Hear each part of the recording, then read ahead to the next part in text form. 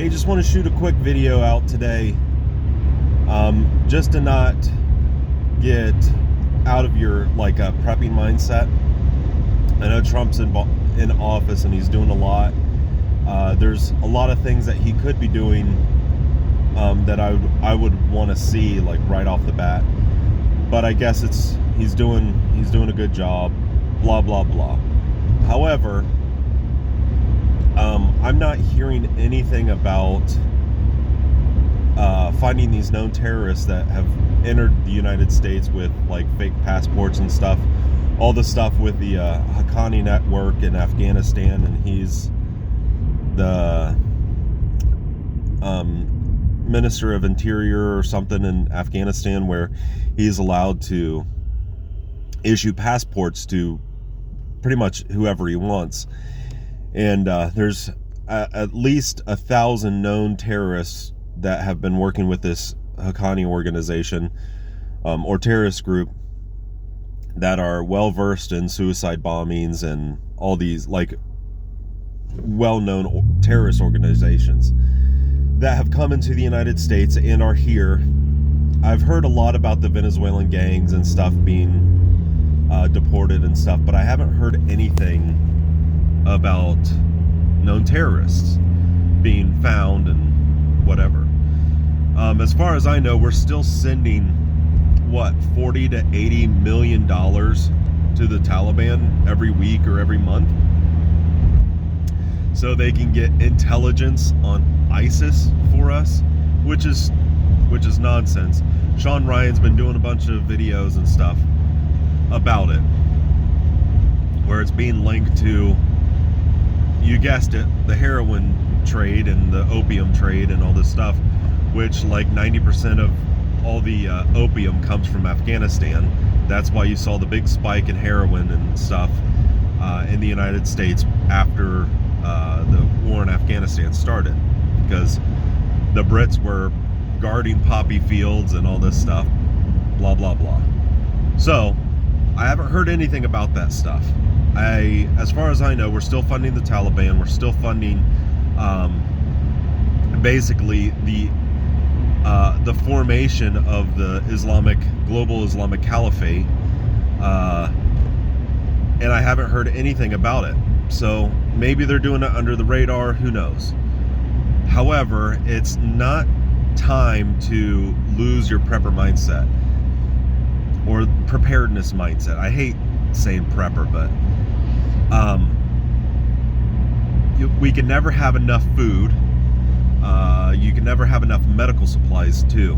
Medical supplies, I would recommend every person in your family, your direct family, having a tourniquet for each limb for each person. So 4 tourniquets for one person, because you have 2 arms, 2 legs, right?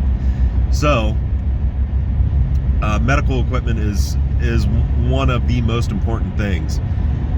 If you think about it, if you get a huge laceration or something, or your arm gets cut off or blown off or something, the initial bandage,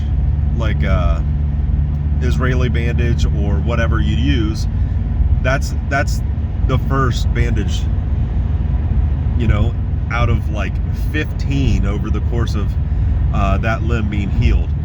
You have to change bandages out very frequently, and so that's why I recommend a very big emphasis on medical equipment, whether it's just rolled gauze or the compressed squares and stuff like that, not just Neosporin and Band-Aids. It's so much further along than that, especially in any kind of long-term, more than 6 months type thing, even a couple months. It'll put a strain on people's preps.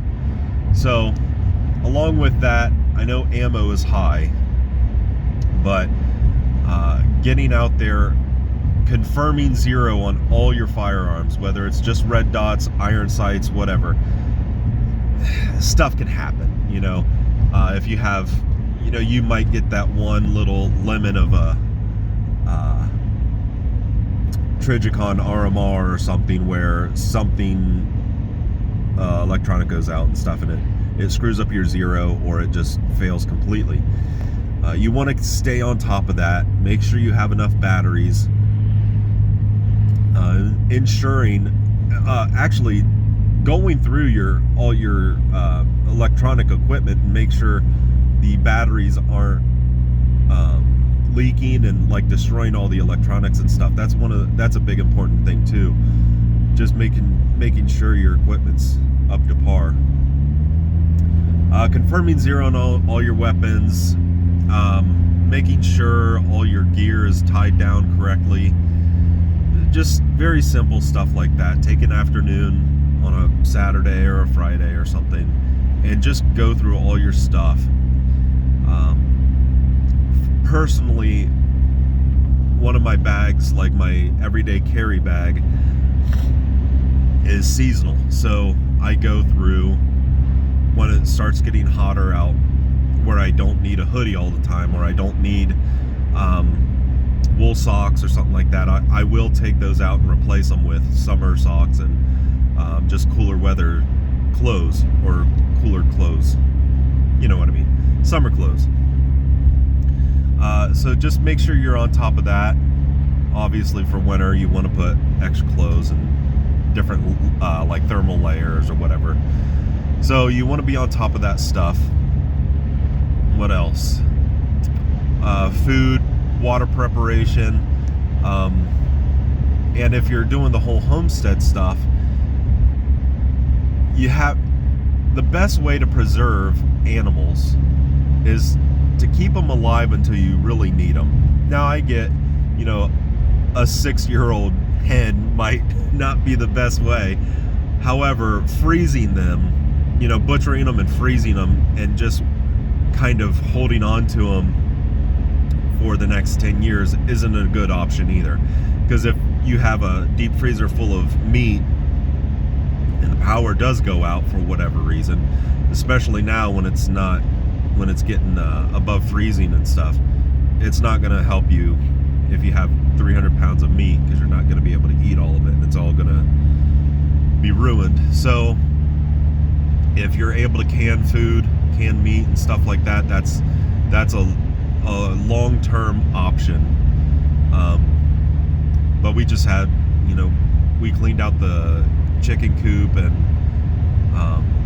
set up a bigger water tank for the pigs, because we just got 3 a couple months ago. So we're gonna get 2 butchered this fall, and then be able to keep one to breed probably twice a year, I think, so we can sell some maybe and then hold some back. But anyway, start getting back into the preparedness mindset, because even though Trump's in it, there's still a lot of bad people in the administration that's still kind of clinging on and getting promoted and stuff, that are still in the government and in active roles. So I just don't feel like he's not the savior everybody thinks. He's kind of just kind of holding it off, I think. Just like last time. I think it's too far deep into the swamp, if you want to say that. I think it runs too deep, and unless something drastic, like major drastic things are taken, I just can't see anything really changing for the better of, average citizens. So if you're kind of falling by the wayside, really start thinking about this stuff again, because who knows what's going to happen. If nothing ever happens, at least we'll have a lot of cool stuff we could pass down to our kids and our grandkids. So they'll be set. They'll have all the cool rifles and plate carriers or whatever we have. So just keep that in mind, and just just stay vigilant. Stay up in your preps. See ya.